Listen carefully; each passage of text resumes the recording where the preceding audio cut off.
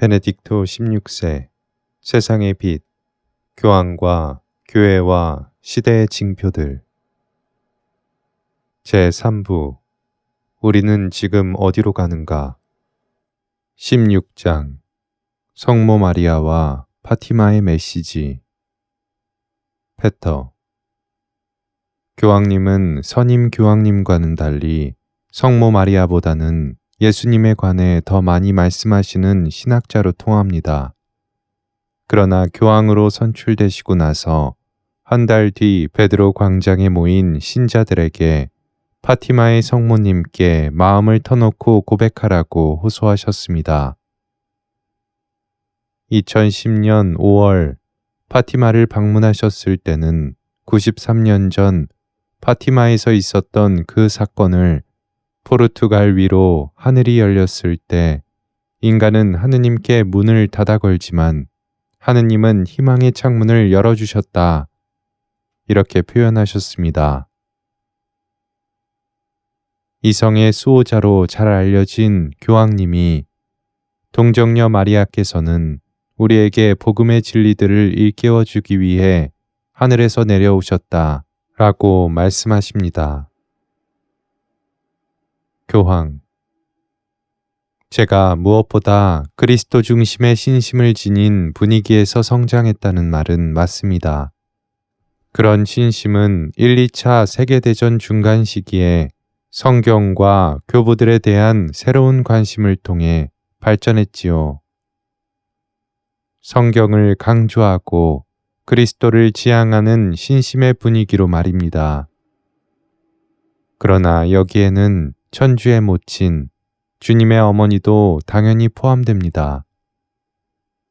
성경, 그러니까 루카와 요한복음의 성모님은 비교적 늦게 나오시지만 대단히 거룩한 모습으로 등장하십니다. 이를 볼 때 성모님은 언제나 그리스도교 삶에 속하셨던 겁니다. 동방교회에서는 성모님께 아주 일찍부터 근본적인 의미를 부여했는데 이를테면 431년에 에페소 공의회만 보아도 그렇습니다. 또한 하느님은 역사에서 거듭 성모님을 빛으로 쓰시는데 그 빛을 통해 주님은 우리를 당신께로 이끄십니다. 라틴 아메리카에서는 성모님이 멕시코 과달루페에 당신을 보이신 그 순간 멕시코 사람들은 그리스도교 신자가 되었습니다. 그 순간에 사람들은 깨달은 것이지요. 그렇다. 바로 이것이 우리의 신앙이구나. 이제 정말 우리는 하느님께로 간다. 성모님께서 하느님을 우리에게 보여주신다. 우리 종교의 온갖 보화가 성모 마리아 안에서 변화되어 보존되어 있구나. 라고 말입니다. 라틴 아메리카에서는 두 분이 결국 사람들을 믿음으로 이끌었습니다. 한 분은 성모님이시고 다른 한 분은 하느님이신데 그분은 사람들이 폭력으로 경험한 모든 것에 대해 아파하시는 하느님이십니다. 그러니 신앙 속에 역사가 있다고 말해야겠지요.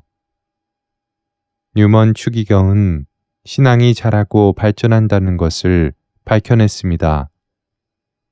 성모님이 길잡이로서 하느님의 빛으로서 우리로 하여금 아들과 아버지의 모습까지도 볼 수 있게 하는 어머니로서 더 확고하게 역사에 들어서시는 것도 이 일환입니다. 하느님은 그렇게 우리에게 표식을 주셨습니다. 바로 20세기의 말이지요. 우리의 합리주의 안에 그리고 점점 자라나는 독재의 위세에 맞서 주님은 우리에게 겸손한 어머니의 모습을 보여주십니다. 그 모습은 어린아이들에게 나타나셔서 근본적인 것, 즉 믿음과 희망과 사랑과 참회를 말해주시는 어머니의 모습입니다. 그래서 사람들이 여기서 이른바 창문을 발견한 것을 저도 이해합니다. 저는 파티마에 모인 수십만 명의 사람들에게 일어난 일을 보았습니다. 그들은 마리아께서 어린아이들에게 알려주신 것을 통해서 그들의 온갖 장애물로 가득한 이 세상에서 말하자면 다시 하느님을 바라볼 수 있었습니다. 페터. 유명한 파티마의 세 번째 비밀은 2000년이 되어서야 공적으로 드러났습니다. 요한 바오로 2세 교황님의 지시에 따라 성하께서 추기경 시절에 하신 것이지요. 이 문건은 흰옷을 입은 주교가 군인들의 총탄에 쓰러지는 내용을 다루었는데 요한 바오로 2세 교황님의 저격을 미리 내다본 것으로 해석된 장면입니다. 그런데 교황님은 파티마의 예언적 사명이 끝났다고 믿는 것은 오산이다 라고 하셨지요. 무슨 뜻으로 하신 말씀인지요? 파티마에 내린 사명이 아직도 완수되지 않은 건가요? 교황. 파티마의 메시지를 두 가지 면으로 보아야 합니다. 예표의 형식으로 나타나는 특정 사건이 하나고 다른 하나는 여기서 문제 삼는 것으로 그 바탕에 있는 것입니다. 호기심 충족이 중요한 것이 아니었다는 말입니다. 그게 문제였다면 그 문건을 훨씬 더 일찍 공개했어야 했겠지요. 하지만 그것이 아니었습니다. 중요한 것은 역사상의 위험한 문제와 결정적인 순간을 암시하는 것입니다. 그러니까 지난 20세기에 많은 독재 국가들에서 그 모습을 드러낸 악의 세력 전체를 말하는 것이지요. 이 악의 세력은 다른 방식으로 오늘날까지도 활동하고 있습니다. 다른 한편으로 이러한 도전에 대한 응답의 문제입니다. 이 응답은 거창한 정치 행위들에 있지 않고 오직 마음의 변화로부터만 나올 수 있습니다. 곧 신앙과 희망과 사랑과 참회를 통해서이지요. 이런 의미에서 그 사명은 완료된 것이 아닙니다. 비록 두 개의 거대한 독재 체제가 사라져버렸다고 하더라도 말입니다. 교회가 순환당하고 사람들이 여전히 위협받고 있습니다. 그로써 응답의 문제도 남아있는 것이고 또 성모님께서 우리에게 주신 메시지도 여전히 유효한 것입니다. 지금도 우리는 역경 중에 있습니다. 여전히 악의 위세는 그 어떤 형태로든지 신앙을 짓밟으려 위협합니다. 그렇기 때문에 지금도 성모님께서 아이들에게 말씀하셨던 그 응답이 필요한 것입니다. 페터. 2010년 5월 13일 파티마에서 하신 강론은 아주 인상적이었습니다. 사람이 죽음과 공포의 악순환에서 벗어났습니다. 더 이상 부수어 버릴 수 없었던 그 악순환을 말입니다. 그날 50만 신자들 앞에서 한 가지 바람을 말씀하셨습니다. 그 말씀을 그대로 옮기면 이렇습니다.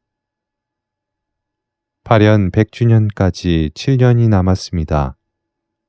예언됐던 원죄 없이 잉태되신 성모 성심의 승리가 남은 7년 동안 지극히 거룩한 삼위일체의 영광을 위해 이루어지기를 바랍니다. 그 말씀인즉 예언직에 계신 교황님이 앞으로 7년 안에 거룩한 성모님이 어떤 방식으로든 일종의 승리와 같은 모습으로 나타나신 것이 가능하다고 보시는 건가요? 교황. 제가 했던 말은 승리가 가까이 다가오리라는 것이었지요. 내용으로 보면 하느님의 나라가 가까이 오시기를 기도하는 것과 똑같은 것입니다. 거대한 변화가 일어나고 역사가 갑자기 전혀 다르게 흘러갈 것을 기대하겠다는 뜻은 아닙니다. 그런 면에서 저는 어쩌면 지나치게 이성적인지도 모르겠습니다. 그보다는 악의 위세가 끊임없이 저지되고 성모님의 능력을 통해서 하느님의 권세가 끊임없이 드러나고 성모님의 능력에 활기를 불어넣어 주시리라는 말입니다. 아브라함이 하느님께 악을 제압할 만큼 충분한 정의가 살아있도록 보살펴 주십사 하고 기도했던 것과 마찬가지로 그렇게 기도를 드린 것이 교회의 소임입니다. 저는 이것을 선의 힘이 새롭게 자라날 수 있게 해달라는 것으로 이해했습니다. 이런 의미에서 하느님의 모든 승리, 성모님의 모든 승리는 조용하지만 그러나 정말로 도래할 것입니다.